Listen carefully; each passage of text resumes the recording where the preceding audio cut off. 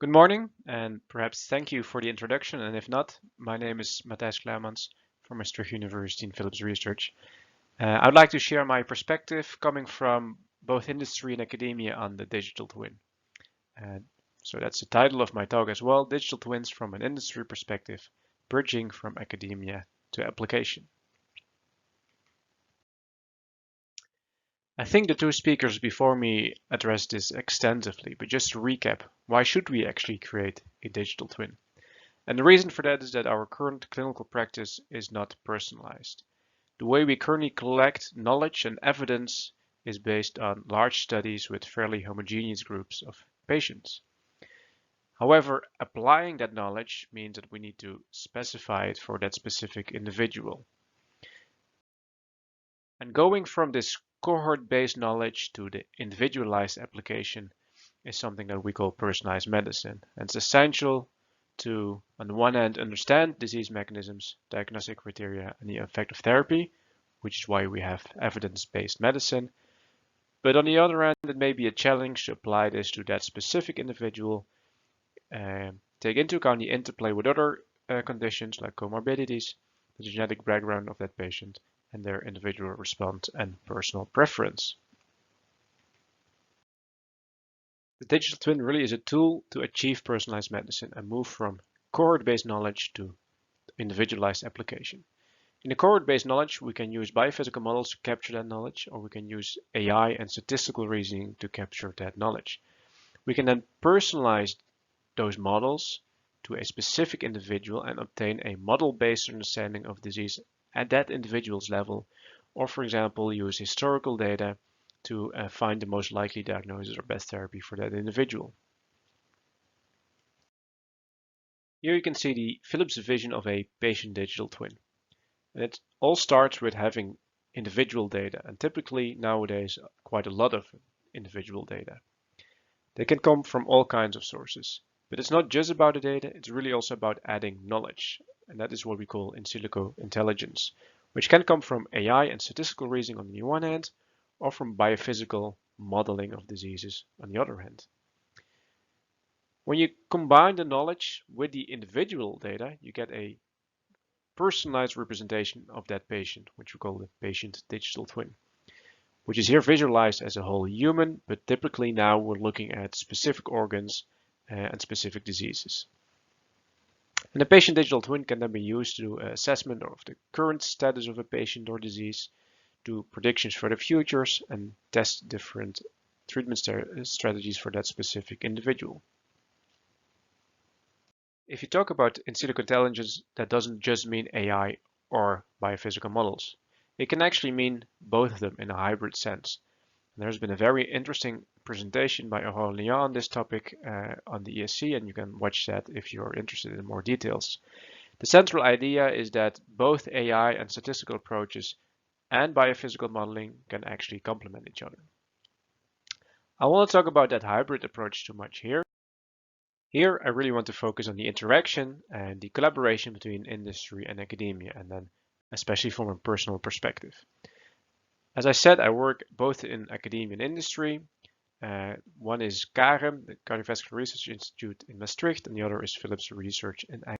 And at CAREM, we have a very specific interest in cardiovascular diseases and use a large variety of tools to explore those diseases. It's really about understanding diseases and understanding the effect of therapy in that case. Philips, on the other hand, is a large company, a health tech company nowadays, operating across the whole healthcare continuum, but not studying diseases or understanding diseases, but really delivering solutions to patients and healthcare providers. And its focus is therefore quite different from that of academia.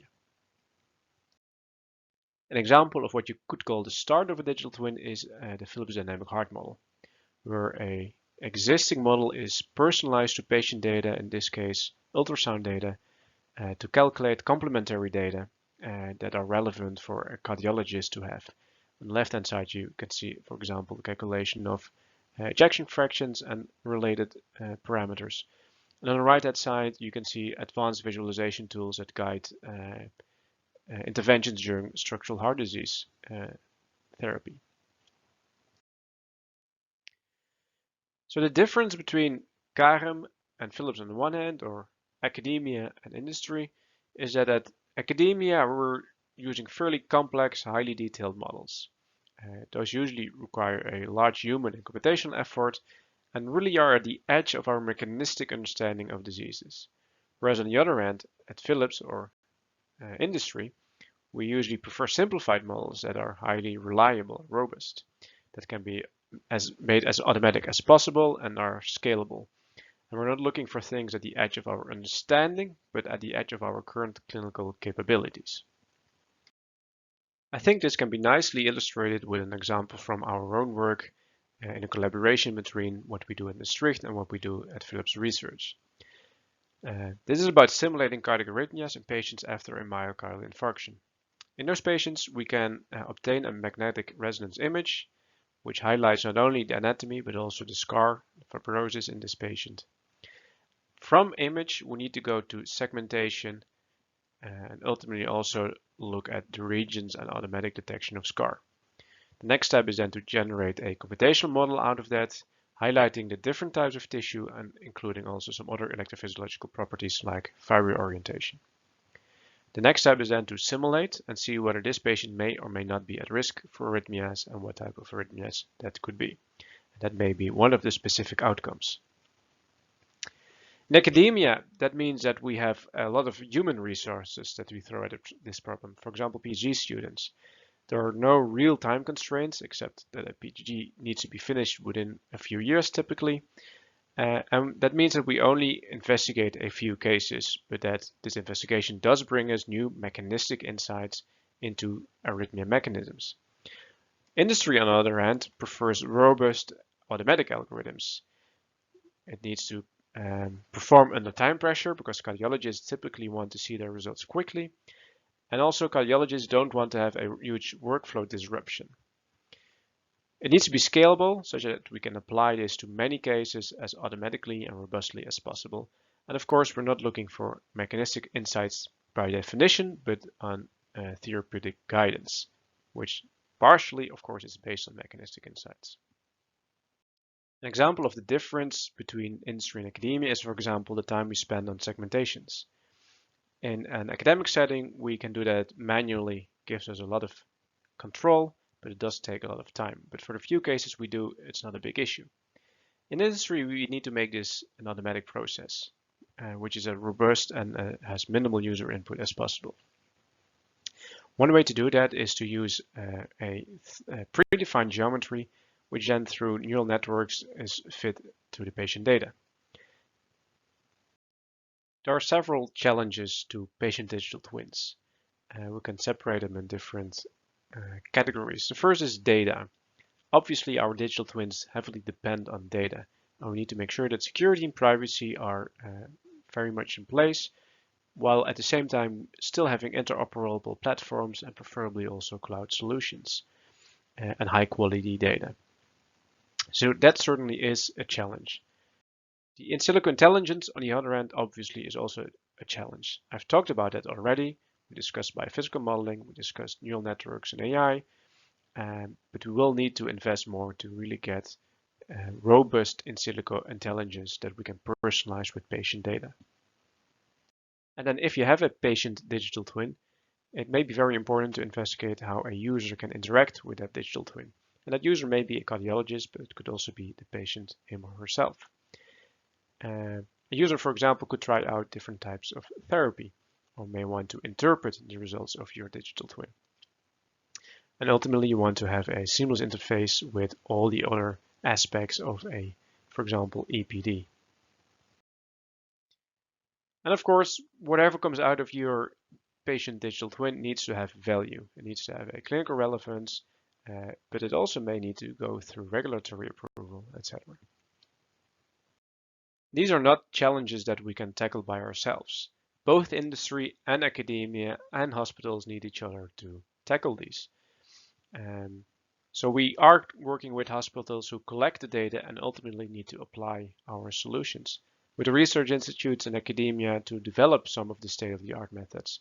With startup companies who can actually invest a lot of time in a very specific solution. Industry may need to collaborate with other industry to solve these issues. And last but not least, the health insurers have a big role here as well.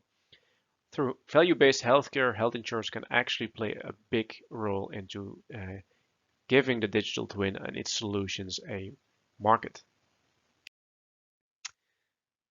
And I think that brings me to the end of my presentation.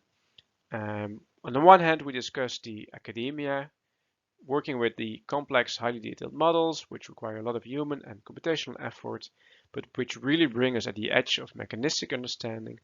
And on the other hand, we discussed industry, where we want to have robust applications of these models as automatically as possible at the edge of our current clinical capabilities. And the digital twin may play a very important role in translating from the left to the right and ultimately to a clinical application. So this may be one of the tools we need to really work with to bring science and clinical application further.